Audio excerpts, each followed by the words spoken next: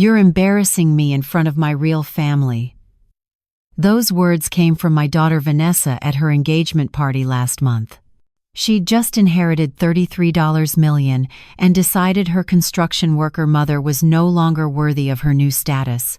What Vanessa didn't know was that I'd been hiding the truth about who I really was for 23 years, and her inheritance came with conditions she'd just violated in the most public way possible. I'm Wanda Preston, 55 years old, and I've spent the last 7 years watching my only child treat me like a second-class citizen in my own family. I simply smiled, adjusted my steel-toed work boots, and watched as my daughter destroyed her own life with her next sentence. Because Vanessa thought she knew everything about money and power. She was about to learn the difference between inherited wealth and earned respect. If you're watching this, please subscribe and let me know where you're watching from. This story starts 23 years ago when I made a decision that would change everything, including how a $33 million inheritance could disappear in 48 hours. It started small. At her wedding 4 years ago, Vanessa seated me with the catering staff instead of at the family table. When I asked why, she said, "Mom, you'll be more comfortable with people who understand your situation." My situation. I'm a construction foreman. I drive a 2017 Ford F-150 with 185,000 miles on it. I wear Red Wing work boots that cost $350, though Vanessa never bothered to notice the price tag. To her, I was just the woman who showed up to family events with calloused hands and dirt under her fingernails.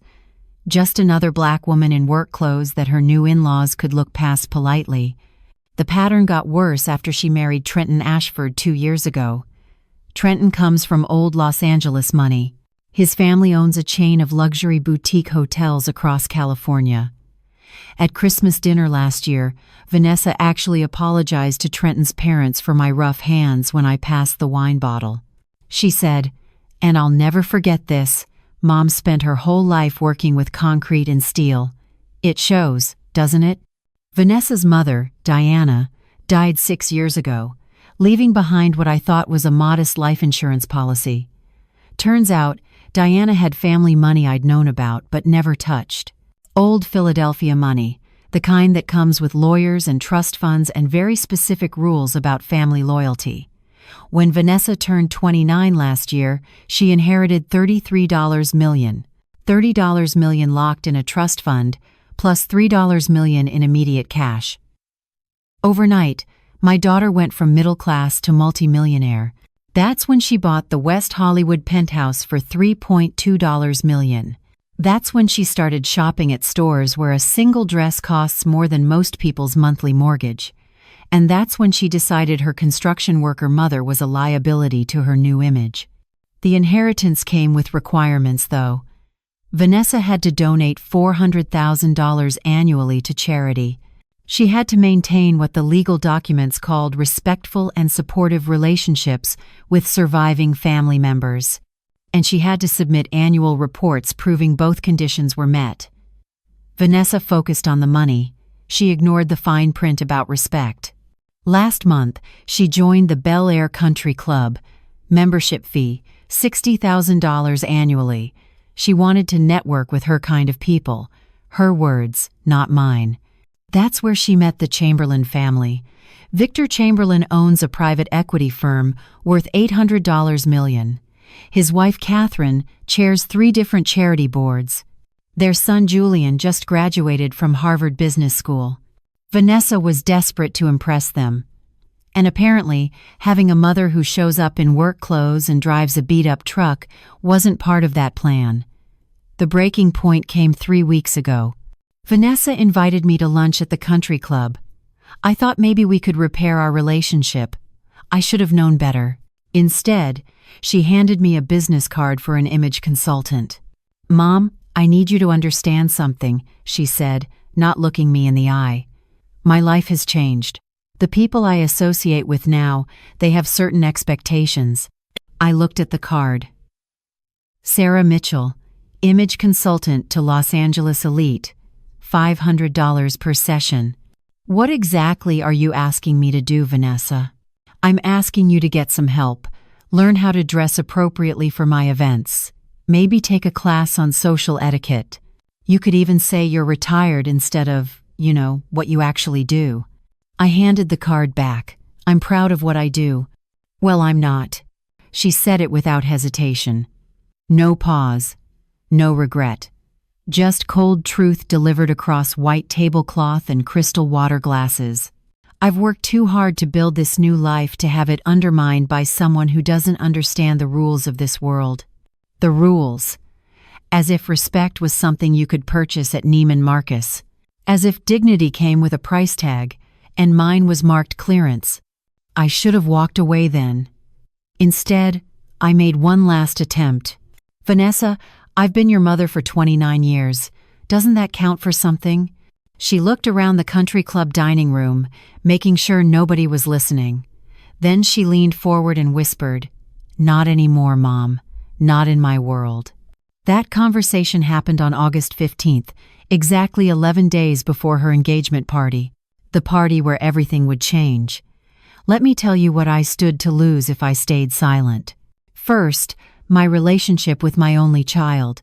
Vanessa and I weren't close anymore, but she was still my daughter. I'd raised her alone after Diana died. Taught her to be strong, helped her through college, walked her down the aisle at her wedding. All of that history was about to be erased because I didn't fit her new lifestyle. Second, my reputation in the community. I'd spent 32 years building respect in Los Angeles construction industry. As a black woman in a field dominated by white men, every project I completed was a statement. Every building I helped construct was proof. If Vanessa continued telling people I was an embarrassment, it would affect more than just family dinners. But the biggest loss would be my self-respect. I'd spent 23 years building something I was proud of, something bigger than Vanessa could imagine. I wasn't about to let anyone, even my own daughter, tear that down without understanding what she was really destroying. Here's what Vanessa didn't know about her inheritance. The money came from Diana's grandmother, Lorraine Mitchell. Lorraine was old Philadelphia money, the kind of family that built their fortune in the 1800s through steel and railroads and never forgot where real wealth comes from. Hard work, integrity, family loyalty. Lorraine lived through the Great Depression. She watched wealthy families crumble because they valued money over character. When Lorraine drafted her will in 2012, she included very specific language about family respect. Section 7, Clause 2 of the inheritance documents stated that beneficiaries must maintain respectful and supportive relationships with all surviving family members to retain access to funds. Section 12, Clause 4 was even more specific. Any public disrespect, humiliation, or rejection of family members will result in immediate review and potential revocation of benefits. Claudia Richardson, Diana's family attorney, had explained these conditions to Vanessa when she inherited. Claudia made sure Vanessa understood that the money wasn't just a gift, it was a responsibility. A test of character. Vanessa signed the documents. She agreed to the terms. Then, she promptly forgot about them because she assumed the only family member who mattered was already dead. What Vanessa also didn't know was that I'd been documenting everything. Every insult, every public humiliation, every moment she chose her new social status over basic human decency. I had text messages where she told her friends I was just a construction worker who doesn't understand sophisticated people. I had photos from events where she literally introduced me to people as the help before correcting herself with a fake laugh. I had voice recordings from our country club conversation where she said she wasn't proud of what I do. Where she said I didn't belong in her world anymore. I'd kept receipts, as they say, not because I wanted to hurt my daughter, but because I'd learned a long time ago that sometimes the people you love most need to face consequences before they understand the value of what they're destroying.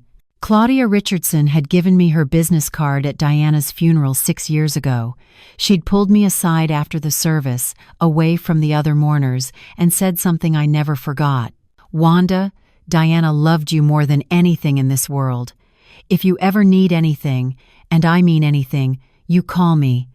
Diana always said you were the strongest person she knew. I'd kept that card in my wallet for 6 years without using it. But after the country club lunch on August 15th, I finally made the call. Claudia, this is Wanda Preston, Diana's wife. Wanda, of course. How are you? How's Vanessa adjusting to the inheritance? That's actually why I'm calling. I think we need to talk about the conditions in Lorraine's will. There was a pause on the other end of the line. Professional. Careful. I see. Would you like to come to my office? Tomorrow, if possible. I'll make time. 2 p.m.? I'll be there. I showed up to Claudia's Century City office the next day, still in my work clothes. Concrete dust on my jeans, safety vest folded in my truck. The receptionist looked at me like I'd walked into the wrong building, but Claudia came out personally to greet me. Wanda, coming in. Can I get you coffee? Water? I'm fine, thank you. Her office had floor-to-ceiling windows overlooking Los Angeles, the kind of view that costs $800 an hour in legal fees. She sat across from me, professional but warm. Tell me what's happening. So I did. I laid it all out. The wedding seating arrangements, the Christmas dinner apology, the image consultant business card, the country club conversation where Vanessa said I didn't belong in her world anymore. I showed Claudia the text messages, the photos, the recordings, a clear pattern of behavior spanning 7 years, but escalating dramatically since Vanessa inherited. Claudia listened without interrupting. When I finished, she was quiet for a long moment. Wanda, you understand what you're asking me to consider? I do. If we move forward with this, if we invoke the revocation clause, Vanessa will lose everything. The trust fund, the immediate cash, all of it. It's not a temporary suspension. It's permanent. I understand. And you're prepared for how she'll react? For how this will affect your relationship? I thought about Vanessa's face at the country club, the way she looked around to make sure nobody was watching before she told me I didn't matter anymore, the casual cruelty of it, the certainty in her voice. Claudia, my daughter told me I'm an embarrassment. She said I don't belong in her world. She spent 7 years trying to erase me from her life story. Our relationship is already destroyed. The question is whether I'm going to let her destroy herself without learning why it happened. Claudia nodded slowly. Lorraine put these conditions in the will for exactly this reason. She saw too many wealthy families torn apart by people who confused money with character. She wanted to make sure her descendants understood the difference. So what happens next? You have documentation, clear violations of the Family Respect Clause. I'll need to review everything formally, present it to the trust board. But Wanda, I have to ask you something, and I need you to be honest. What? Is this about teaching Vanessa a lesson? Or is this about something else? I met her eyes. What do you mean? Diana told me things about your life before you met her. About Preston Construction. About what you've built over the past 23 years. About why you've kept certain things private. Claudia leaned forward. If we do this, if we trigger the inheritance review, there's a strong possibility your own identity will come out. Everything you've kept quiet. Are you ready for that? My heart was pounding, but I kept my voice steady. Maybe it's time. Even if it means Vanessa learns you've been lying to her for 23 years? Even then, Claudia pulled out a legal pad. Then let's talk about what comes next. Because Wanda, once we start this process, there's no going back. For either of you. I looked out those floor-to-ceiling windows at the city sprawling below. Somewhere out there, Vanessa was probably at the country club, networking with the Chamberlains, planning her engagement party, completely unaware that her whole life was about to change. I'm ready, I said. Let's begin. Claudia started taking notes, and I told her everything she needed to know, not just about Vanessa's behavior, but about who I really was, what I'd really built, and why I'd hidden it all for 23 years, even from my own daughter.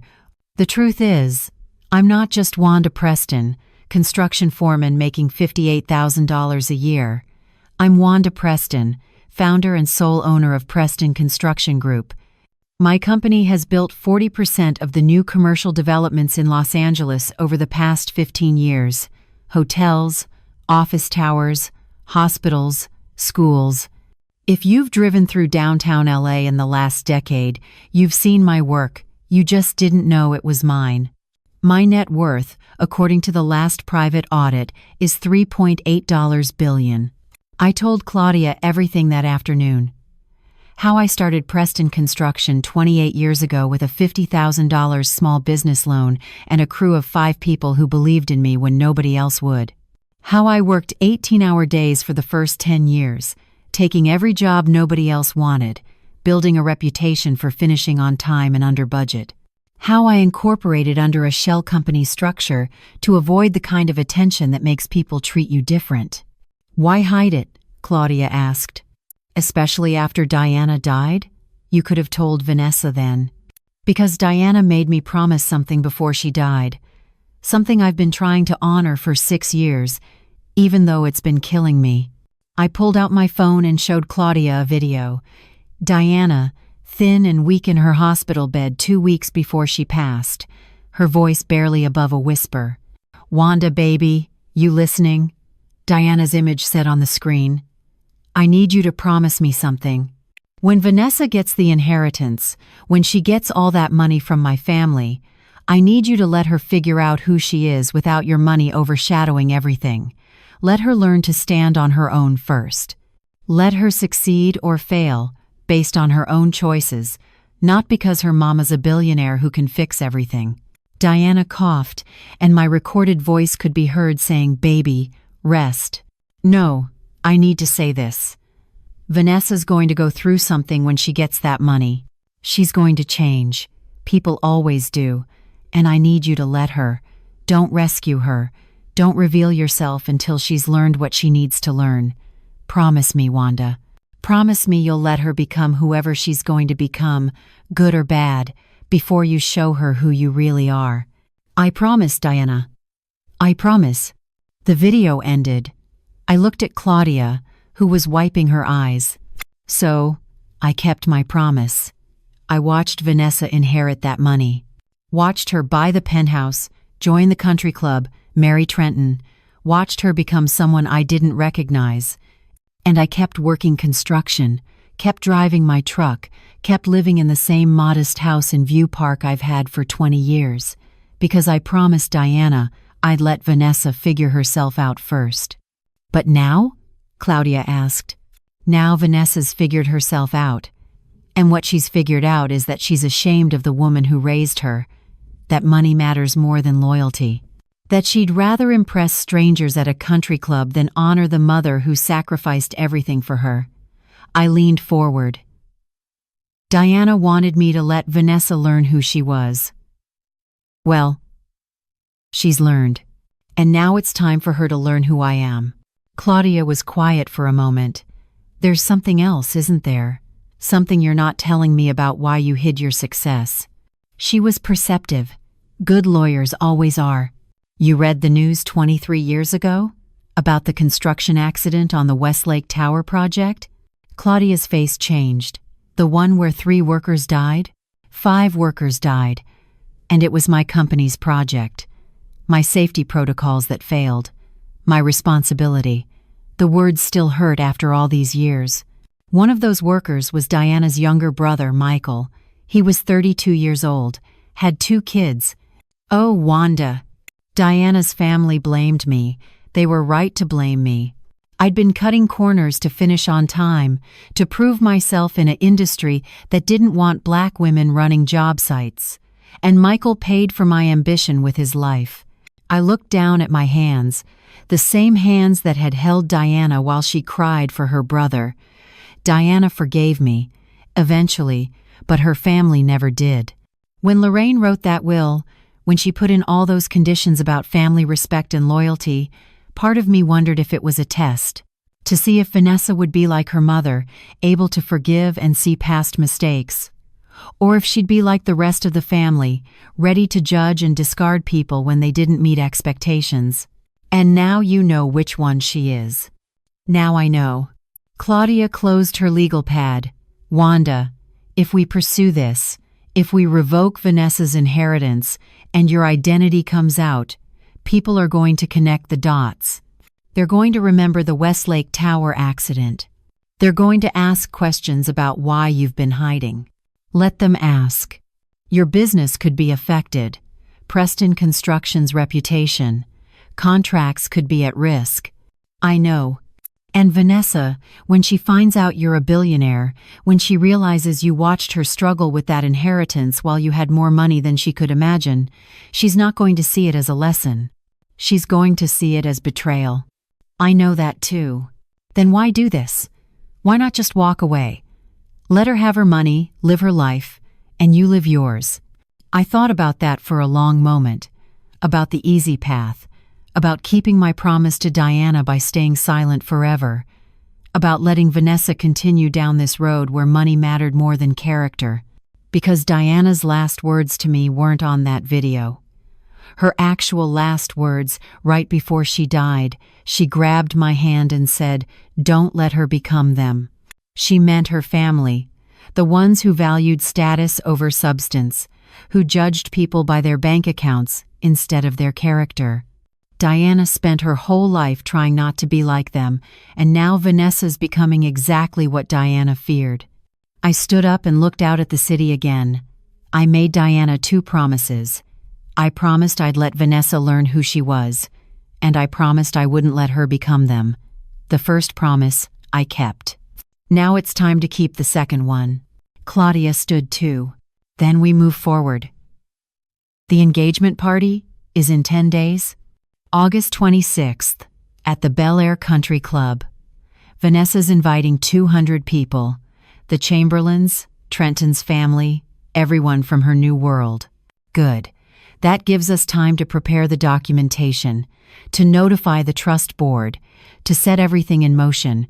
Claudia extended her hand. Wanda, I want you to know, Diana would be proud of you, not for the money you've made, for the strength it takes to do what you're about to do. I shook her hand. I hope you're right. As I left her office and rode the elevator down to the parking garage, I felt something I hadn't felt in years. Not peace, exactly, but purpose.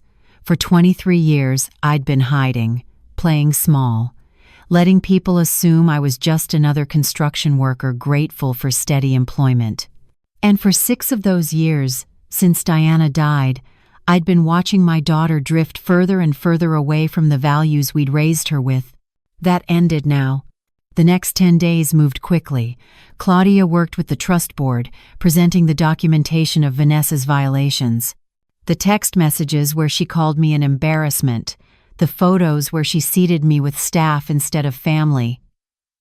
The recordings from the country club where she said I didn't belong in her world anymore.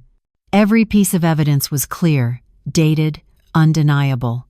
The trust board scheduled their formal review for August 27th, the day after the engagement party. They wanted to give Vanessa one final chance. One last opportunity to show respect, to honor her family, to demonstrate she understood what the inheritance was really about. Claudia called me on August 20th with an update. The board reviewed everything. They're prepared to revoke if Vanessa demonstrates continued disrespect at the engagement party. But Wanda, they also want to know about your situation. What about it? The board consists of 3 people. 2 of them knew Diana well. They're asking why you never told Vanessa about Preston Construction. They want to understand if you were hiding your identity to test Vanessa, or if there were other reasons. What did you tell them? I told them about Diana's deathbed request, about the Westlake Tower accident, about Michael. They understand now, but they're concerned about the optics. When this goes public, and it will go public, there are going to be questions about a billionaire mother letting her daughter think they were poor. We were never poor. I made good money as a foreman.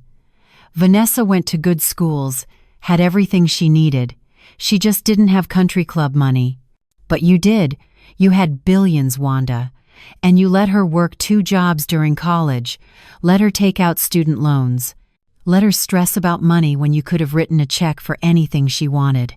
Because Diana asked me to let Vanessa learn to work for what she wanted. To understand the value of earning instead of inheriting. Was I supposed to break my promise to my dying wife? Claudia was quiet.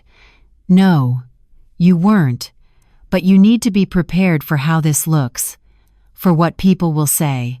Let them say what they want. I kept my promise. And I raised a daughter who should have known better than to value status over family. That conversation stayed with me for days. Was I doing the right thing? Or was I just punishing Vanessa for being exactly what Diana feared, exactly what I'd failed to prevent? Sister Marie Johnson found me sitting in my truck outside Grace Community Baptist Church on August 24th, 2 days before the party. I hadn't gone inside for service. Just sat there in the parking lot, trying to pray, trying to find clarity. She knocked on my window. "Wanda Preston, you planning to sit out here all morning or you coming inside?" I rolled down the window. "Sister Marie, I don't think I'm in the right headspace for church today." "That's exactly when you need church most." She opened my door. "Come on, we'll sit in the back if you want, but you're not sitting in this parking lot torturing yourself." We sat in the last pew. Pastor Reynolds was preaching about forgiveness, which felt like the universe had a sense of humor. Sister Marie leaned over and whispered, "What's eating at you, baby? How do you know something's eating at me?" "Because I've known you for 32 years. Since before Diana, before Vanessa, before any of this, and I've never seen you look this troubled." So I told her, not everything but enough, about Vanessa's inheritance, about the disrespect, about the conditions in the will, and what was about to happen at the engagement party. Sister Marie listened, then said something that hit me harder than I expected. "You know what your problem is, Wanda? You think you can control how this story ends. But you can't. You can make your choices, but Vanessa's going to make hers. And you gotta be at peace with whatever she chooses, even if it's not what you want." But Diana asked me to not let Vanessa become like her family. Diana asked you to try. She didn't ask you to succeed. There's a difference. Sister Marie took my hand. "You've done everything a mother can do. Raised her right, taught her values, showed her what real work looks like. If Vanessa chooses status over substance, that's her choice, not your failure." "It feels like my failure." "Of course it does. You're her mother. Everything our children do wrong feels like our failure. But baby, at some point, you gotta let them own their choices. And you got to own yours." What's my choice here? Whether you're doing this to teach Vanessa a lesson, or whether you're doing this to punish her for not being who you wanted her to be. I sat with that question through the rest of the service, through the hymns and the prayers and the benediction. Was I teaching or punishing? Was there even a difference? That night, Vanessa called me. First time she'd called in 3 weeks. "Mom, I just wanted to confirm you're coming to the engagement party Saturday." "I'll be there." "Good. And Mom, please, can you try to blend in? Trenton's parents are bringing some important business associates. The Chamberlains are coming. It's really important that everything goes well." "I'll wear my best clothes, Vanessa." "That's not what I mean. I mean, maybe don't talk too much about work or the neighborhood. Just, keep it light. Keep it light." "Yeah. Tell people you're retired or something. Anything but construction worker." I closed my eyes and thought about Sister Marie's question. Teaching or punishing? "Vanessa, do you remember what your mother used to say about honesty?" "Mom, please don't start." "She used to say that the truth might hurt for a moment, but lies hurt forever." I'm not asking you to lie. I'm just asking you to be considerate of the situation. And I'm telling you I'll be there. What happens after that is up to you. What's that supposed to mean? It means I love you, Vanessa. And I'll see you Saturday. I hung up before she could ask more questions. Before I could change my mind. Before the mother in me could override everything else and tell her what was coming. August 26th arrived with perfect California weather. Sunny, 75 degrees, not a cloud in the sky. I got dressed in my small house in View Park, the same house I'd lived in for 20 years. Same modest bedroom, same simple closet. I put on a nice navy dress, nothing fancy, simple jewelry. My work boots stayed in the closet. Today I wore dress shoes, but comfortable ones. I looked at myself in the mirror and saw Wanda Preston, construction foreman. In 48 hours, the whole world would see someone else. The question was, who would Vanessa see? Her mother? Or a stranger who'd been lying to her for 23 years? I drove my F-150 to the Bel Air Country Club, parking it among the Mercedes and BMWs and Teslas. The valet looked at my truck like it had wandered in from another world. "I'll park it myself," I told him. "Ma'am, all guests must use valet service."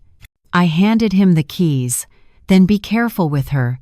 She's got 185,000 miles of stories."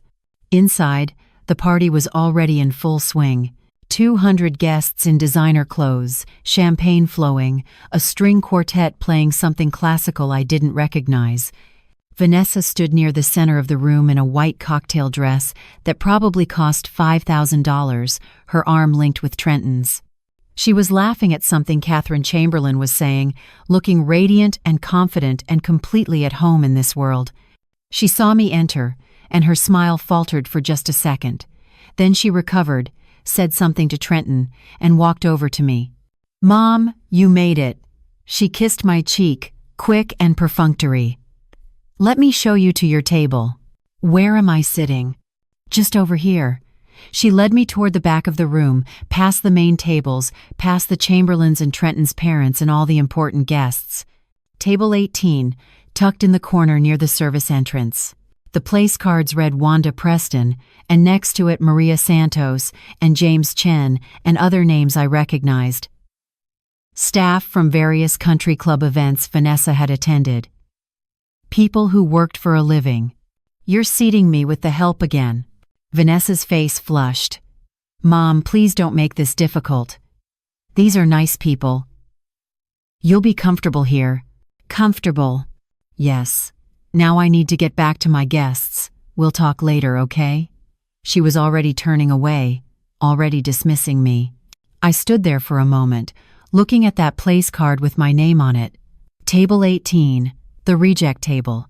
The "we have to invite her, but let's keep her hidden" table. Sister Marie's words echoed in my head. "Are you teaching or punishing?" I picked up the place card and walked toward the main area, where Vanessa was holding court with the Chamberlains. Victor was telling some story about a yacht he'd just purchased. Catherine was listening with practiced interest. Trenton stood with his arm around Vanessa, looking every bit the successful heir to a hotel empire. "Vanessa," I said quietly. She turned, saw me standing there with the place card, and her eyes went wide. "Mom, what are you doing?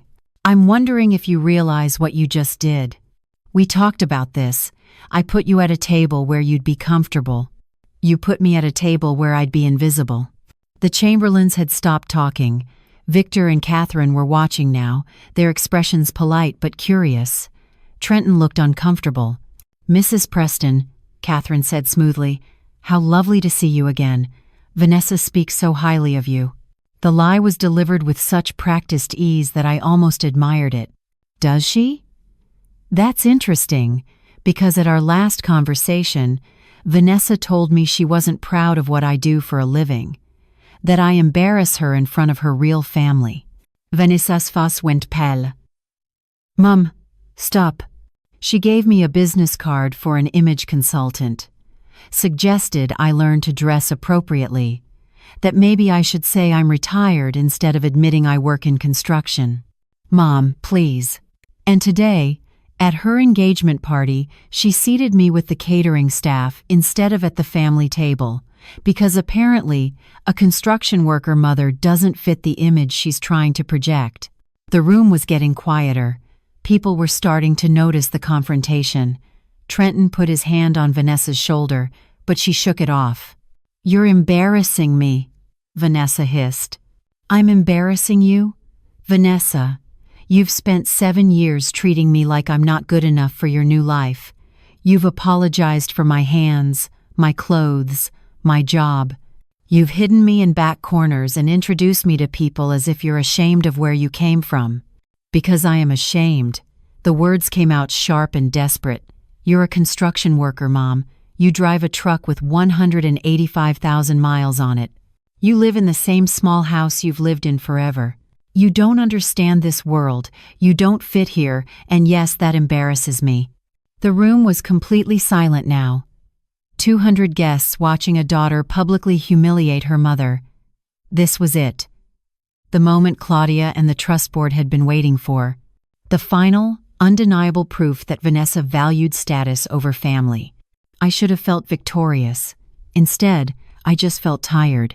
Vanessa, do you know why your mother married me? What does that have to do with anything? Diana's family had money.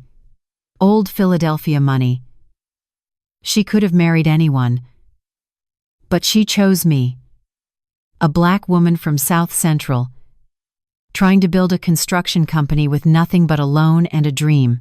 Do you know what her family said? Vanessa didn't answer. They said I was beneath her, that I was just after her money, that I'd embarrass her in front of their friends. Sound familiar? That's different. How? How is it different? Because Diana loved you. The words hung in the air. Because Diana loved you. The implication was clear. Vanessa didn't. I saw Catherine Chamberlain shift uncomfortably. Victor cleared his throat. Other guests were whispering to each other, some sympathetic, some scandalized. Trenton looked like he wanted to be anywhere else. You're right, I said quietly. Diana loved me. She loved me enough to look past what her family thought, to see who I really was, instead of what I appeared to be. I thought I'd raised you to do the same. You raised me to work hard and be grateful for what I had. Vanessa shot back. Well, I worked hard, and now I have more. I have money, status, a life you could never give me. And I'm sorry if that makes you uncomfortable, but I'm not going to apologize for wanting more than what you settled for. Settled for. As if 32 years of building a business, raising a daughter alone, honoring my wife's memory, was settling. I looked at my daughter and saw a stranger. Someone who measured worth in dollar signs and social connections. Someone who'd inherited millions and thought that made her better than the woman who'd raised her. Vanessa, there's something you need to know. Mom, I think you should leave. You've made your point. You're upset about the seating arrangement. Fine. I'm sorry. But you're ruining my engagement party. I'm not leaving. Not until you understand what you've done, what you've thrown away. What have I thrown away? Your approval? Mom, I stopped caring about that years ago. And there it was. The truth I'd been avoiding. She didn't care. The lesson I was trying to teach was for a daughter who didn't want to learn it. Victor Chamberlain stepped forward, trying to diffuse the situation. Ladies, perhaps we could discuss this privately? No need to make this a public spectacle. I turned to him. Victor, you own a private equity firm worth $800 million, correct? He blinked, surprised. Yes, that's correct. And Catherine, you chair the Children's Educational Fund, the Arts Foundation, and the Medical Research Initiative? Catherine nodded slowly. I do. Do you know who's been anonymously funding 40% of your operating budgets for the past 8 years? The room was so quiet I could hear the string quartet finishing their piece in the other room. Catherine's face was confused. I don't know the identity of our anonymous donors. That's the point of being anonymous. It's me. I said it simply, clearly. Preston Construction Group has donated $3.2 million to your 3 charities over the past 8 years. We've funded scholarship programs, medical research, arts education for underprivileged children. Victor's eyes narrowed. Preston Construction? The company that built the Meridian Tower downtown? And the West Side Medical Center? And the Arts District renovation? and about 40% of the major commercial developments in Los Angeles over the past 15 years. Vanessa was staring at me. "What are you talking about?" "I'm talking about who I really am, Vanessa. I'm not just a construction worker making $58,000 a year. I'm the founder and owner of Preston Construction Group. The company is worth $3.8 billion, which makes me, your embarrassing construction worker mother, worth about the same." The silence that followed was absolute. No one moved. No one breathed. Vanessa's face went through a series of expressions: confusion, disbelief, shock, denial, and finally something that looked like horror. You can't be. I would have known. Would you? When's the last time you asked me about my work, Vanessa? When's the last time you asked me anything about my life that wasn't about whether I'd embarrass you at your next social event? Trenton spoke up, his voice shaky. "Mrs. Preston, are you saying you've been pretending to be poor?" "I've never pretended anything. I am a construction worker. I show up to job sites at 6 a.m. I wear work boots and hard hats. I inspect foundations and review blueprints and make sure buildings are constructed safely. That's real work.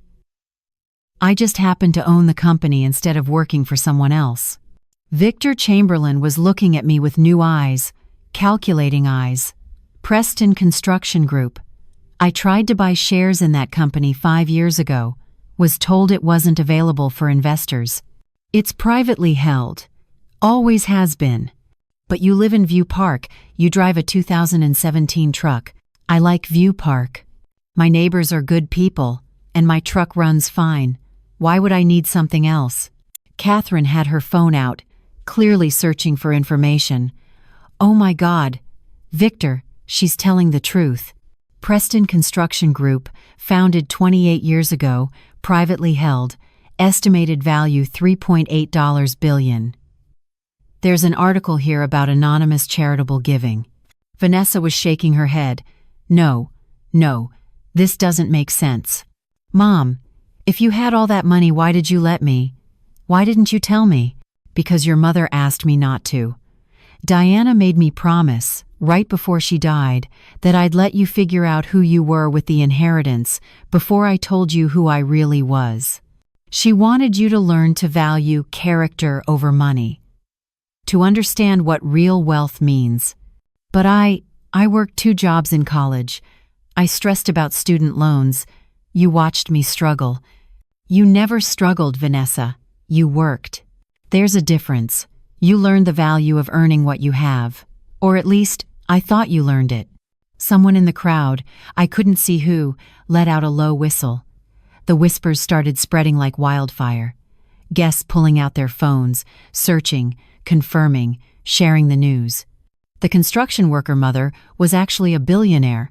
The embarrassing woman in the modest dress owned half of downtown LA. Trenton was looking at Vanessa with an expression I couldn't quite read. Disappointment? Calculation? Fear? "Vanessa," he said quietly, "you told me your mother was just a construction worker, that she didn't have money." "She didn't. I thought she didn't." "You thought wrong," I said. "But that's not even the worst part, Vanessa. The worst part is that your inheritance, the $33 million from Lorraine, came with conditions. Conditions you agreed to when you accepted the money." Claudia Richardson appeared at the entrance to the ballroom. Perfect timing, exactly as we'd planned. She walked through the crowd carrying a leather folder, her expression professionally neutral. "Excuse me, everyone. I'm Claudia Richardson, attorney for the Mitchell Family Trust. I apologize for interrupting, but I have time-sensitive information for Miss Vanessa Preston." Vanessa turned, her face already showing dread. "What information?" "The trust board has completed their review of your compliance with the inheritance conditions. Specifically, the requirement to maintain respectful and supportive relationships with surviving family members." "What are you talking about?" Claudia opened the folder. "Over the past 7 years, you've demonstrated a pattern of public disrespect toward your mother, text messages disparaging her profession, seating arrangements that excluded her from family events. Direct statements that you were ashamed of her. Today, in front of 200 witnesses, you confirmed that these actions were intentional and ongoing. That's not. I was just. Section 12, Clause 4 of your grandmother Lorraine's will states that any public disrespect, humiliation, or rejection of family members will result in immediate revocation of benefits. The trust board has voted unanimously to invoke this clause. The room erupted. Guests talking over each other, phones coming out to record, someone laughing nervously. Vanessa stood frozen, her face pale. What does that mean? It means effective immediately, you no longer have access to the trust fund or the immediate cash inheritance. The $33 million will be redistributed according to the contingency provisions in the will. You can't do that. It's already done. The paperwork was filed this morning. You'll receive formal notification within 48 hours, but I wanted to inform you personally given the circumstances. Vanessa turned to me, and I saw it. The moment she understood, this wasn't an accident. This wasn't bad timing. This was planned. You did this. Her voice was barely a whisper. You set me up. No, sweetheart, you did this to yourself. I just stopped protecting you from the consequences. How long have you been planning this? Since August 15th. Since you told me you weren't proud of me. Since you said I didn't belong in your world. Vanessa's eyes filled with tears, but they weren't sad tears. They were angry. You're a liar. You've been lying to me my whole life. I've been honoring your mother's dying wish. There's a difference. And now what? You've humiliated me in front of everyone, taken away my inheritance, destroyed my engagement party. Are you happy now? Happy? No, Vanessa. I'm heartbroken, because I raised you better than this. And somewhere along the way, you forgot everything your mother and I taught you about what really matters. Trenton stepped forward, his face tight. Mrs. Preston, with all due respect, this seems incredibly cruel. Vanessa made some mistakes. Yes. But to destroy her financially in such a public way? Trenton, let me ask you something. Did you know who I was before tonight? He hesitated. No, of course not. Are you sure about that? His face changed. Just slightly, but enough. What's that supposed to mean? Vanessa asked. I pulled out my phone and opened an email. 3 months ago, someone ran a background check on Preston Construction Group, specifically requesting information about ownership structure and family connections. The request came from an IP address registered to Ashford Hotel Group's corporate office. Trenton went pale. I don't know anything about that. Really? Because the same IP address has been accessing public records about my properties, my business dealings, even my home address, all starting right around the time you proposed to Vanessa. Victor Chamberlain was watching Trenton now with sharp interest. Is that true, son? I was just doing due diligence. When you marry someone, you want to know about their family. You wanted to know if I had money, I said flatly. You knew Vanessa's inheritance had conditions. You knew it could be revoked. So you went looking for backup, and you found out her mother wasn't just a construction worker, she was a billionaire. Vanessa was staring at Trenton. You knew? This whole time, you knew my mom was rich? I didn't know for sure. There were rumors in business circles about Preston Construction, about the owner being very private. And when I saw your mother's name was Preston, I looked into it. When? 4 months ago, before I proposed. The betrayal on Vanessa's face was devastating. You proposed to me because you knew about my mom's money? No, I proposed because I love you. But you knew. You knew she had billions, and you never told me. You let me think you let me be ashamed of her when you knew the whole time. I didn't think it mattered. You had your inheritance. We didn't need her money. But now I don't have my inheritance, Vanessa said quietly. And suddenly, it matters a lot, doesn't it? Trenton didn't answer, which was answer enough. Catherine Chamberlain cleared her throat. Perhaps we should give the family some privacy. No, Vanessa said, her voice breaking. No, everyone should stay. Everyone should see this. Everyone should see how my mother destroyed my life in front of 200 people because I hurt her feelings. I didn't destroy your life, Vanessa. I removed a safety net you were using to avoid becoming the person you should have been. What does that even mean? It means you had $33 million you didn't earn. Money that came with one simple requirement: treat your family with respect. And you couldn't do it.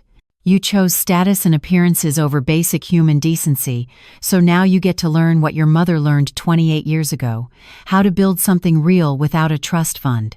You're punishing me. I'm releasing you from the burden of money you didn't understand, from a life built on inheritance instead of accomplishment. Your mother wanted you to learn these lessons. I'm just making sure you do. Vanessa laughed, but it was a broken sound. My mother, who's been dead for 6 years. That's who you're using to justify this? I pulled out my phone again and played the video. Diana's voice filled the room, weak but clear. Let her figure out who she is without your money overshadowing everything. Let her learn to stand on her own first. Vanessa watched the video, tears streaming down her face. When it ended, she looked at me with something I'd never seen before. Not anger, not shame, pure hatred. You promised her you'd let me learn. You didn't promise you'd destroy me to teach me. Diana also said something else. Her last words, right before she died, she said, "Don't let her become them." She meant her family, the ones who valued money over character, who judged people by their status. And Vanessa, that's exactly what you became. So what now? You've taken my money, exposed me in front of everyone, showed me that my fiancé was using me. What's next in this lesson? Next, you decide who you want to be, with or without money, with or without status, with or without me. Vanessa took off her engagement ring and handed it to Trenton. Get out. Vanessa, wait, we can talk about this. Get out. Her voice was steel. Trenton looked at me, then at Vanessa, then at the ring in his hand. He turned and walked out without another word. The Ashford family followed, along with several other guests who suddenly remembered they had other places to be. Victor Chamberlain approached me. "Mrs. Preston, I owe you an apology. I made assumptions about you based on appearances. That was wrong. You reacted to the information you had, Victor. No apology necessary. Still, I'd like to discuss some investment opportunities. Preston Construction and Chamberlain Equity could do remarkable things together. I'll consider it." He nodded and left with Catherine, who gave me a small, respectful nod. Slowly, the room emptied. Guests filing out in small groups, whispering, staring at their phones, already spreading the story across Los Angeles. The construction worker billionaire, the daughter who lost everything. The engagement party that became a public reckoning. Finally, it was just me and Vanessa in the ballroom. Claudia had left quietly after delivering her message. The string quartet had packed up. The champagne was warm. The perfect engagement party destroyed. Vanessa sat down at one of the tables, her expensive dress crumpled, her makeup smudged from tears. She looked young suddenly, vulnerable, like the little girl she used to be. "What happens to me now?" she asked quietly. I sat down across from her, the same way I'd sat across from her at our kitchen table 1,000 times when she was growing up, when she had problems with homework, boy troubles, college decisions, back when I was still the person she came to for answers. "That depends on you, Vanessa. You still have your job, your education, your health. You just don't have $33 million anymore." "My job." She laughed bitterly. "I was a consultant for luxury brand marketing. I got that job because of who I knew at the country club, because of my connections. Who's going to hire me now? The girl who got disowned by her billionaire mother for being ungrateful? Is that what you think happened? That I disowned you? Didn't you? No. I enforced the conditions of an inheritance you agreed to. There's a difference. What about the penthouse? I can't afford the mortgage without the trust fund. You'll lose it. Probably within 90 days when the bank realizes your financial situation has changed. My car? If it's financed, same thing. My country club membership? Already canceled. Non-payment. Claudia made sure of that this morning. Vanessa put her head in her hands. So I lose everything. My money, my home, my fiancé, my reputation, my life. All because I was honest about being embarrassed by my construction worker mother. You're still doing it, even now. Construction worker. Like it's something shameful. She looked up at me. Isn't that why you hid it? Why you never told anyone? Because you were ashamed too? That stopped me. Because she wasn't entirely wrong. I hid it for complicated reasons, Vanessa. Some of them were about honoring your mother's wishes. But some of them, yes, were about shame. About an accident that happened 23 years ago. About people I failed. About trying to prove I could be someone beyond what people expected. What accident? And there it was, the question I'd been avoiding, the truth I'd kept hidden even longer than my wealth. 23 years ago, my company was working on a project called Westlake Tower. We were rushing to meet a deadline. I approved some construction shortcuts to save time and money. To prove myself in an industry that didn't want black women running job sites, I took a breath. 5 workers died when a scaffold collapsed. One of them was your mother's brother, your Uncle Michael. Vanessa's eyes went wide. I thought Uncle Michael died in a car accident. That's what we told you. You were 6 years old. We didn't think you needed to know the details. You killed my uncle? My negligence killed him. My ambition, my need to prove I was as good as any man in the business, regardless of my skin color or gender. I cut corners. People died, including Diana's baby brother. Is that why Grandma Lorraine put those conditions in the will? Because she blamed you? Partly.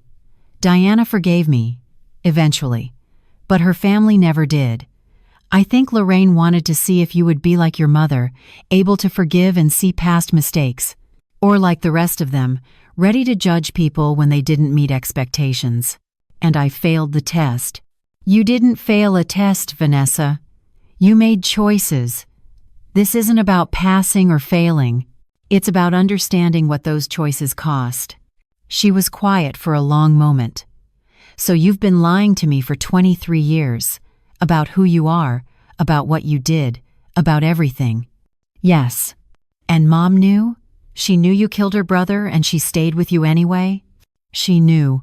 She was devastated. We almost divorced. But Diana believed in second chances. She believed people could change, could do better, could build something meaningful from their mistakes. So she stayed. And she made me promise to use my success to help people. To never cut corners again.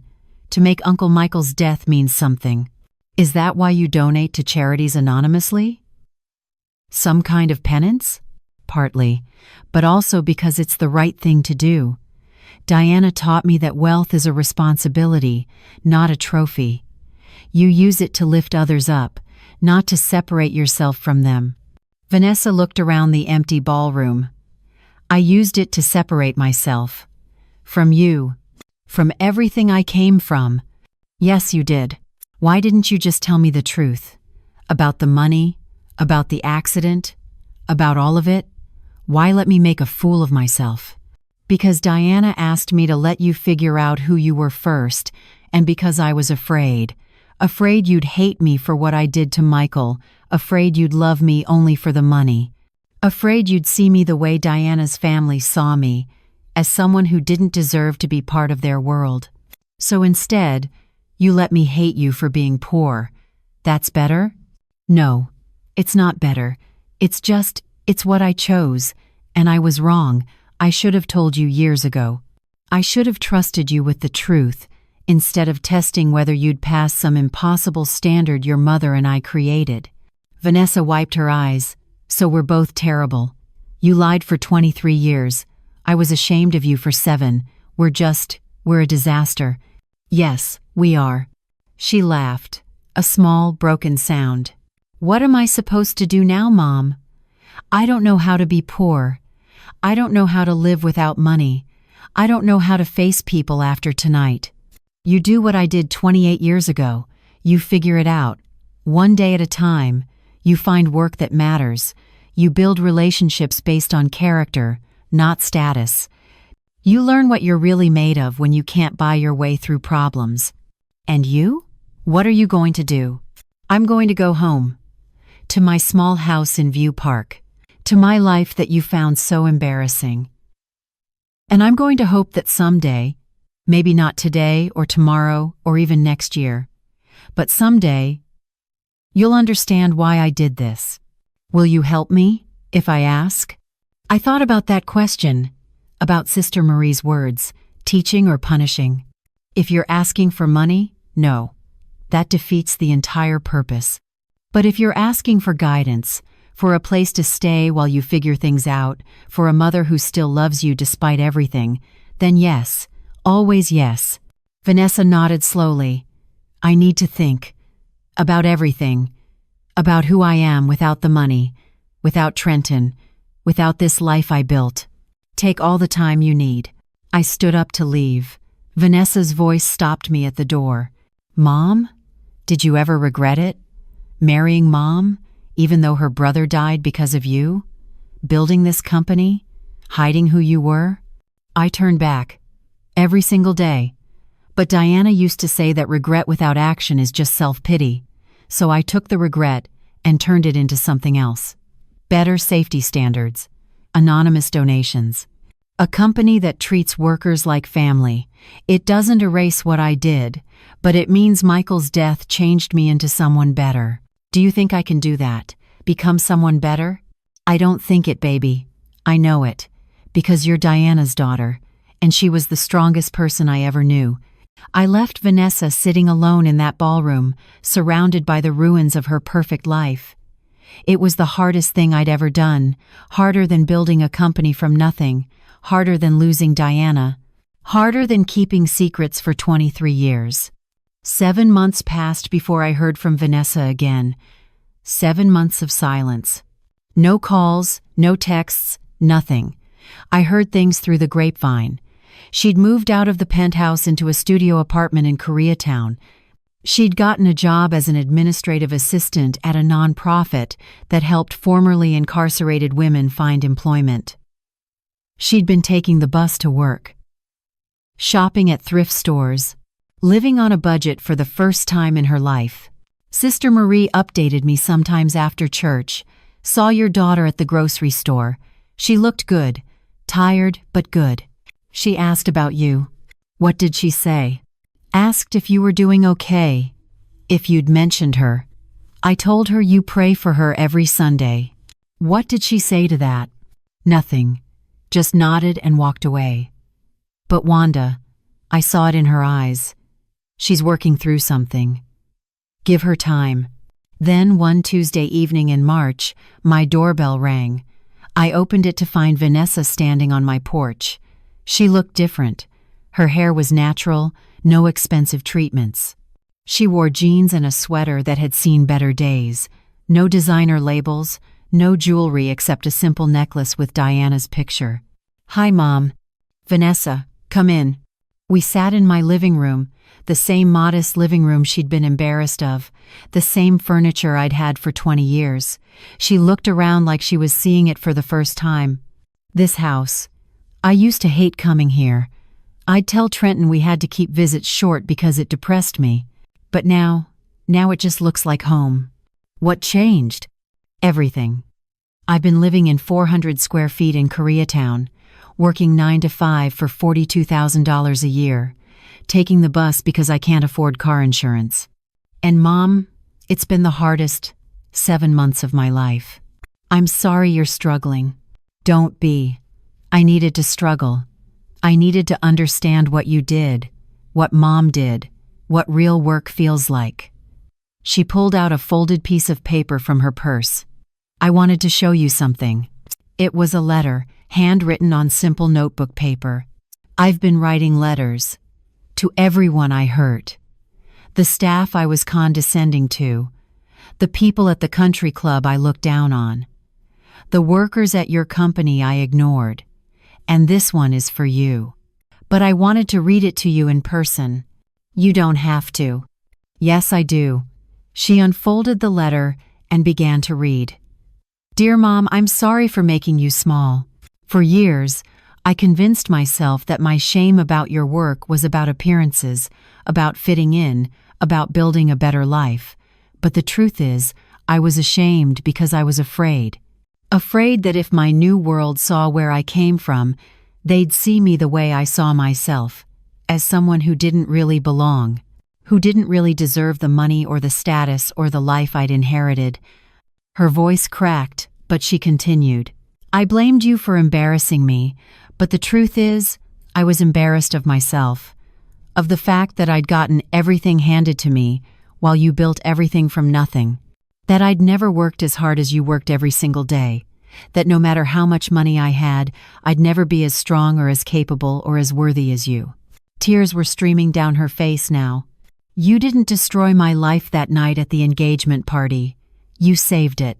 Because I was becoming someone Mom would have hated, someone who measured worth in dollars and judged people by their addresses, someone who forgot that the most valuable inheritance she received wasn't $33 million. It was being raised by two women who knew what real strength looked like. She folded the letter. I can't give you back the 7 years I wasted being ashamed. I can't undo the hurt I caused. But Mom, I'm trying to become someone you can be proud of. Someone Mom would recognize. It's slow and it's hard and some days I want to give up, but I keep going because I'm your daughter, and you taught me that Preston women don't quit. I pulled her into my arms and we both cried. For the lost years, for Diana not being here to see this moment, for the pain we'd caused each other, for the healing that was just beginning. I'm already proud of you, I whispered. Not for what you have or what you've accomplished, but for who you're choosing to become. We talked for hours that night, about her job, her tiny apartment, her therapy sessions, her slowly rebuilding life, about my guilt over Michael's death, about Diana's hopes for both of us, about mistakes and forgiveness and second chances. As she was leaving, Vanessa turned back. Mom, one more thing. The nonprofit I work for, we're trying to expand our job training program, but we don't have the funding. I was wondering if Preston Construction Group might consider a donation? Not for me, for the women we serve. They need the chance I'm getting. I smiled. Email me the details. We'll make it happen. Thank you. And Mom? I love you. I should have said that more. I love you too, baby. I never stopped. I watched her drive away in her used Honda Civic, and for the first time in 7 years, I felt hope. Not because everything was fixed, but because we were finally both brave enough to face the truth about who we were, who we'd been, and who we might still become. If you're watching this, please subscribe and let me know where you're watching from. And remember, respect isn't inherited, it's earned one choice at a time. Sometimes the hardest lessons are the ones that save us. And sometimes the greatest gift a parent can give isn't money or status or an easy life. It's the courage to let their child fall, knowing they'll be there when they're ready to stand back up. That is Wanda's story. Now I want to hear from you. Where are you watching this from? What city? What country? Drop it in the comments below. I love seeing our global community come together over these stories. Real question. If you were Wanda, what would you have done? Would you have revealed your wealth from the beginning and avoided all the pain? Let Vanessa keep the inheritance and just walked away? Or would you have made the same choice Wanda did, enforcing those conditions and watching your daughter lose everything? Tell me in the comments. Hit that like button if this story made you feel something.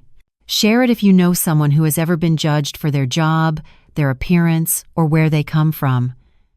Someone who built an empire in silence while the world assumed they had nothing. Someone who had to choose between protecting their child and teaching them the hardest lesson of their life.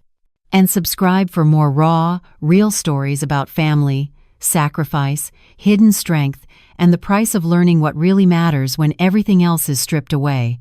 One last thing, Team Wanda or Team Vanessa? Do you think Wanda was too harsh, destroying her daughter's life so publicly? Or was Vanessa's transformation proof that sometimes the cruelest thing is actually the kindest? And what about that 23-year lie? Was it protection or betrayal? Comment below. I read every single one. Thanks for watching. Sometimes the people we're most ashamed of are the ones who sacrificed everything for us. And sometimes the greatest inheritance isn't money, it's learning who you are when you have nothing left but your character. See you in the next video.